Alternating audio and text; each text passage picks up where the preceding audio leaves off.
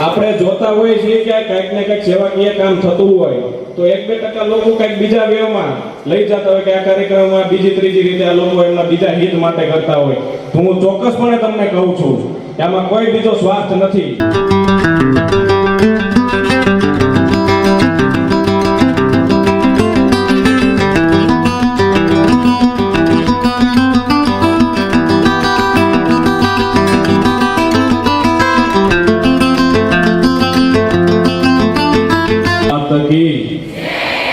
આટલા બધા બહેનો એને આવી જાય નો ચાલે.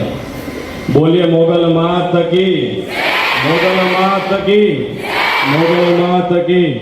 બહેનો આત્મનિર્ભર થઈ શકે એ હેતુથી આજનો જે સુંદર મજાનો કાર્યક્રમ છે એ કાર્યક્રમમાં ઉપસ્થિત પૂજ્ય બાપુ તથા મંચસ્થ ઉપસ્થિત વિવિધ કંપનીઓમાંથી પધારેલ તમામ અધિકારીશ્રીઓ તથા આ ગામના જ સરપંચ અને જે મારા પહેલાના વક્તા છે એવા હરમેશ મને સાથ અને સહકાર હંમેશા આપતા હોય છે એવા પીયુભાઈ આહિર તથા હરમેશ કાંઈ પણ સેવાકીય કામ હોય અને હંમેશા ભગોડાના ટ્રસ્ટના દરવાજા ખુલ્લા હોય અને હંમેશા અમને ખૂબ જ બળ પૂરું પાડતા હોય એવા ભગોડા મોગલધામ ટ્રસ્ટી આદરણીય માયુભાઈ તથા લક્ષ્મણભાઈ તથા તમામ મંચ મહાનુભાવો અને મારી સામે બિરાજમાન તમામ બહેનો અને એમની સાથે પધારેલ તમામ વાલીશ્રીઓ, સૌપ્રથમ તો આપ સૌનું હૃદયથી હાર્દિક સ્વાગત કરું છું.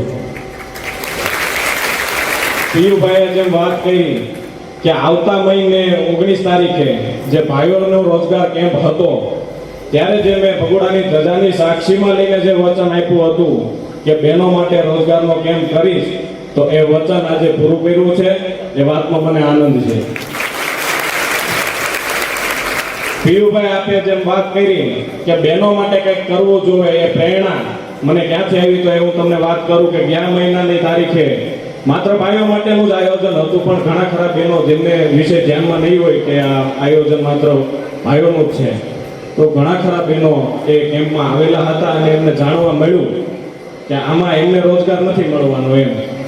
એટલે આ જગ્યાએ ઘણી ખરી બહેનોની આંખમાં મેં આંસુ જોયું. આપણા વિસ્તારના માંથી આવતી હશે, એમને રોજગાર માટે પ્રયત્ન કરતા હશે અને કંઈક ને કંઈક સફળ નહીં થતા હોય તો એમની વેદના મેં મારી વેદના સમજીને કંપનીઓને મેં વાત કરી. બહેનોનો વિષય હોય એટલે આપણે જોવું પડે પહેલા તો એમની સેફટીનો વિષય અને ઘણી બધી બાબતોને ધ્યાનમાં લઈને પ્રદીપભાઈ આપણે સંપૂર્ણ વાત તમામ બાબતોમાં ગંભીરતાથી ચર્ચા કર્યા પછી આ કેમ્પ કર્યો છે. ખૂબ જવાબદારીથી કરીએ છીએ અને તમામ બહેનોને રોજગાર મળી રહે એ હેતુથી આજ ફરીથી કહું છું કે તમામ બહેનોને રોજગાર મળી રહેશે એ વચન છે મારું.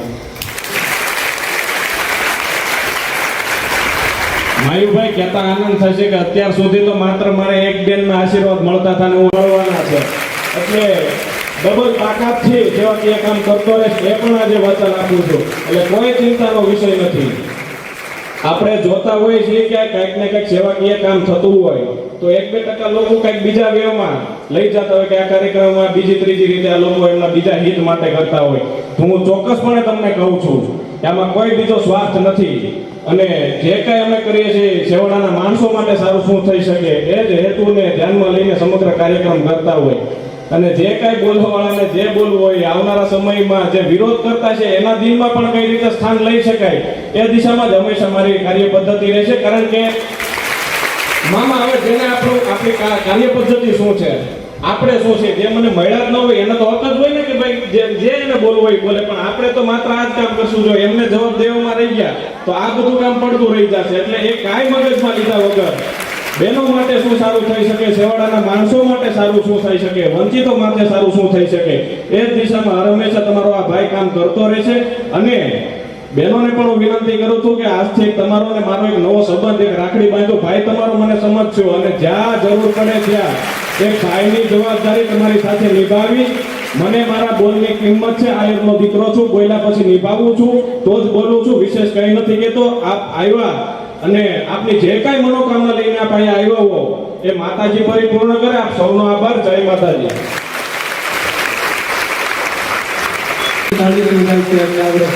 જોરદાર એક વ્યક્તિનો ઉત્સાહ જોવો જોઈએ. અને દેવાતાતા આહિર કરીને એક આઈડી છે અને લગભગ આંબાલાલ ને એકાબીજાના એક સિક્કાની બે બાજુ થઈ ગયા છે એવા દેવાદાતા પણ આપણી વચ્ચે વિડીયો ક્રિએટર બધારા છે. જોરદાર તાળીથી આપણે એમને પણ બતાવીશું. અને આતાએ જે કંઈ પોસ્ટર બનાવે, વિડીયો બનાવે એ જણ સુધી પહોંચે એના માટે આ તમામ જે યુટ્યુબરો છે, વિડીયો ક્રિએટરો છે, એ પોતાની આઈડીમાં આ વિડીયો મૂકતા હોય છે, પોતાની સ્ટોરીમાં વિડીયો મૂકતા હોય છે અને છેવાડાના માણસ સુધી આ વસ્તુને પહોંચાડતા હોય છે. અને પહેલા કાર્યક્રમમાં જે ક્ષતિ રહી હતી એને અમે બીજા કાર્યક્રમમાં સુધારવાનો પ્રયત્ન કર્યો છે. આ વખતે પણ જો કાંઈ અડચણ રહી હોય, અમને એક જ કોમેન્ટ આવી હતી, ખાલી કોમેન્ટ આવી હતી, કોઈનો ફોન નહીં, કે ઝેરોક્સ કરવામાં અહીંયા તકલીફ થાય છે, બાજુના ગામમાં જવું પડે છે. એટલે તરત જ જયરાજ આતાએ એમની નોંધ લીધી અને એણે કીધું કે આપણે ઝેરોક્સનું મશીન જ ત્યાં મુકાવી દેવાનું છે. કારણ કે ભાઈઓ તો જઈ શકે, બહેનો ન જઈ શકે, તેમને તકલીફ થાય, બરોબર. એટલે ઝેરોક્સનું મશીન જ અહીંયા મુકાવી દીધું. અને ત્યાં સુધી કે આવનારી એક પણ બહેનનો ઝેરોક્સનો એક પણ રૂપિયો જયરાજ આતા કે મારે લેવાનો થતો નથી, એનો જે કંઈ થશે એ આપણે આપી દઈશું.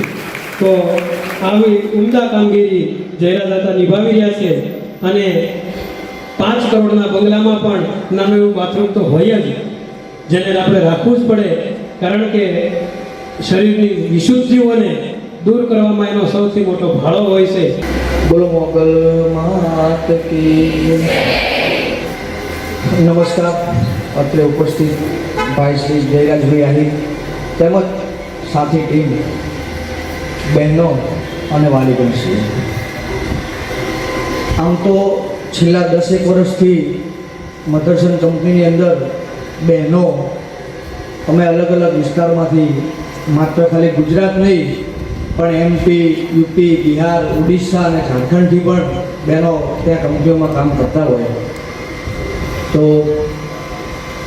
મહિના પહેલાં જયરાજ મામા જોડે વાત થઈ, એ જે કેમ્પ થયો એ પછી એમણે મને કીધું કે બહેનો કામ કરી શકે અને સારી રીતે એ લોકોની વ્યવસ્થા હોય એવી કંપનીમાં આપણી પાસે જે અહીંયાની બહેનો છે એમને આપણે રોજગારી અપાવવાનો પ્રયત્ન કરવો. ત્યારબાદ મેં એમને કંપનીની બધી માહિતી આપી, મેં પોતે કંપનીમાં બધી વાતચીત કરી લીધી.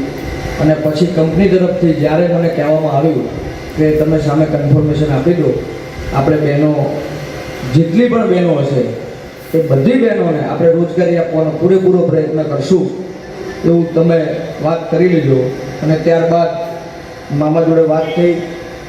વાત કર્યા પછી માત્ર ખાલી કહી દેવાનું, કીધા પછી પોસ્ટર બનાવીને મૂકી દેવાનું, એડવર્ટાઇઝ કરી દેવાની એવું નથી, પણ સતત છેલ્લા 1 મહિનાથી કન્ટિન્યુ રોજ દિવસમાં 2 વાર ફોન કરી તમામ માહિતી એ મેળવતા, બહેનોની સેફટી, એમની હોસ્ટેલ, એમનું ખાવાનું, તમામ દિવસમાં 2 વખત ફોન કરી પૂરેપૂરી માહિતી, એમને જે કમેન્ટ આવતી હશે, જે ફોન આવતા હશે એ ફોનના આધારે મને પ્રશ્ન કરતા, હું એનો જવાબ આપતો.